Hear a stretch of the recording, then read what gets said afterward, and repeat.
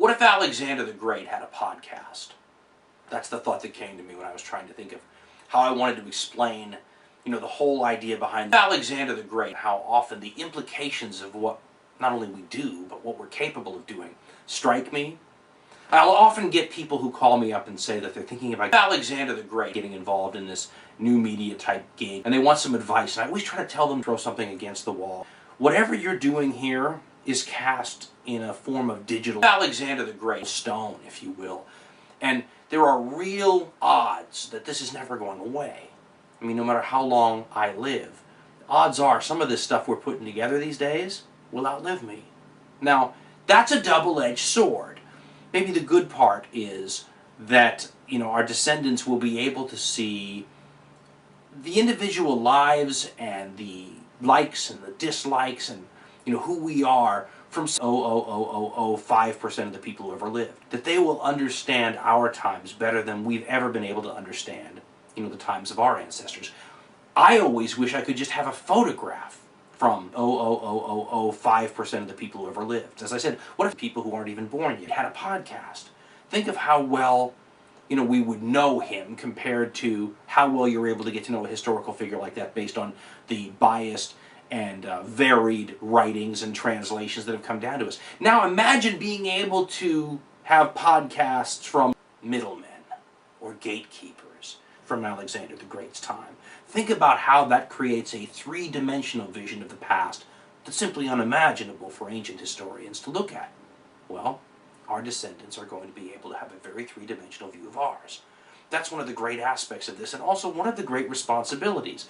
When I was in radio, if you had a bad show, you get off the air, maybe throw something against the wall, you get in your car and head home and think, God, that was a terrible show. I'll throw something against the wall. I'll do better tomorrow. I don't want to do this and that and the other thing, and I want to do more of this and that and the other tomorrow. I don't want to do podcast. And I want to do more of Alexander the Great. But the good news was it was done and over with.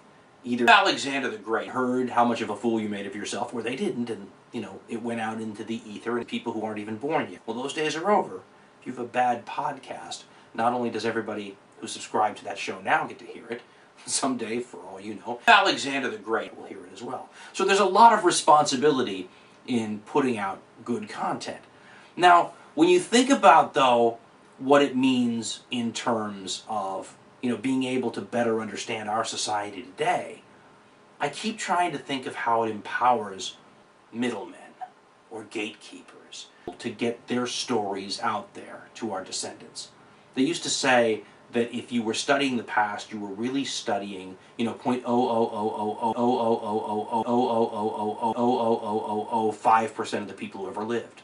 The people that were worth writing about, the stuff that survived, fires and hundreds or thousands of regular folks, flames and war and, decrepit age to make it into our history books.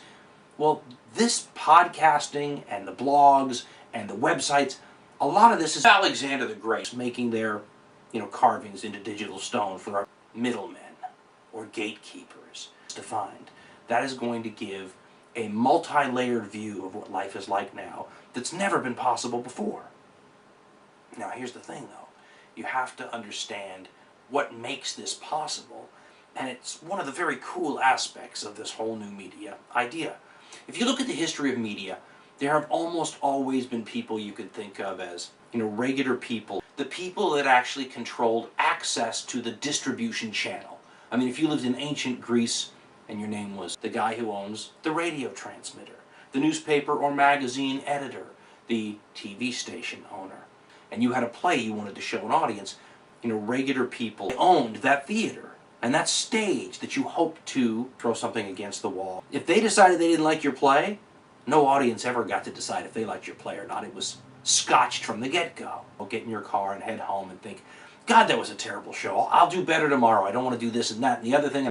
And not just that. Maybe they like your play and they put it on, but maybe they don't like your next play. Or maybe they like most of your artistic creation, but they don't like this, that, or the other thing, and either you change it, or you don't get to show your play on their stage. Well, take media from other ages.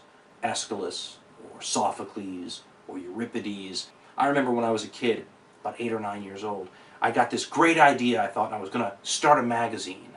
And I remember it was summer vacation, and I spent a week or two going out there and taking photographs for my magazine and writing text together, and I was working on layouts and stuff, and eventually some poor adult had to sit down and squash my dreams by explaining to me exactly all of the impediments and roadblocks that I faced in doing anything like this. They sat down and said, well, do you have any idea how much it's going to cost to print all this? And what are you going to do for flames and war and, decrepit age to make it into our history books for distribution? And eventually, they made me realize that having a magazine sometime in ancient Greece was a pipe dream for a kid. If my kid comes to me today, though, and says, Daddy, I'd like to start a magazine, I'm going to sit down and say, all right. Throw something against the wall. You were an utter failure.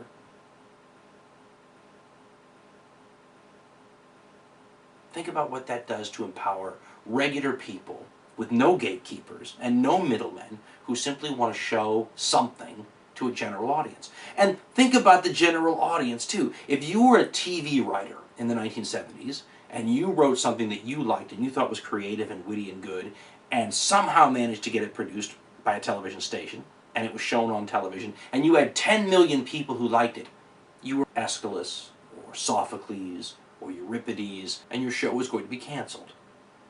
Now, in the era of disseminated media with fragmented audiences, if 10 million people like your stuff, you are an out-of-control hit. So, if you're a creative person, this is the best time ever to live. Of course, remember, every mistake you make, every poor production you put out, is also never going away either.